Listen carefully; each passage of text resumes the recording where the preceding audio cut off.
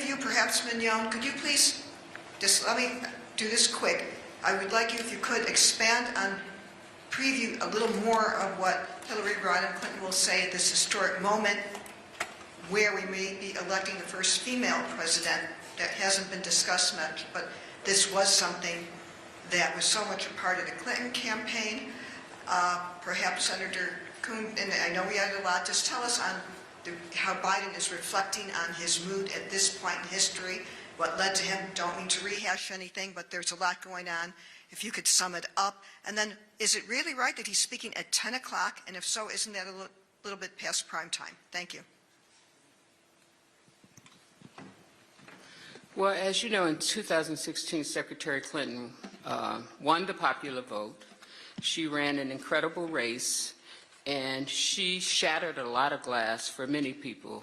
And I would even go back further than even Secretary Clinton. I would start with Fannie Lou Hamer, who was denied a seat at a Democratic convention. So you propel that forward, and you look at a Hillary Rodham Clinton. She has paved the way. And I want to also level set, she has been an incredible partner to Vice President Harris. They have a great friendship. You know, they're on speed dial with each other. And I suspect, I have not read her speech, so I should say that for the record, but I do know that she probably will talk a lot about what it means at this moment to have the second female and a female of color running. But what our responsibility is to that too as well, because it's not easy. And I say this all the time. We're trying to change and shift the mindset of people to see a woman as commander-in-chief. And Hillary Clinton has served as Secretary of State. She has served as our first nominee. So she has a world view of this. And I believe that, I don't know why I want to keep calling her Senator Harris, because she is so many things. But Vice President Harris also has a world view of what that means. And I think you will see that coming together this week. I'll just say briefly, the last few times I've had a chance to be with him, to speak with him, President Biden and First Lady Jill Biden are optimistic. They're focused on the future, on things that matter greatly to the American people, that they're determined to get done in the remaining 5 months. The Cancer Moonshot, there was just a wonderful event at Tulane that Cedric was at with them.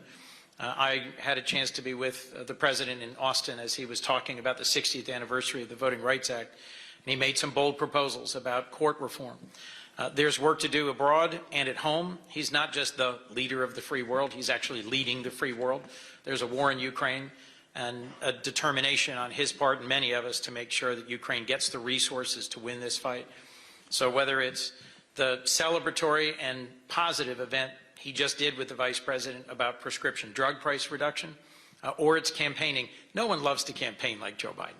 You will see him campaigning with some joy and some lift in Pennsylvania and around the country, and focusing on the job that's yet to be done, both for the remaining 5 months and then going forward. We will come back with final schedule. No. Isn't that out of prime time? It's 10 p.m. Central, and it will be in prime time, Lynn. What time? Lynn, we're setting the final schedule after this. So, Yes. Next question.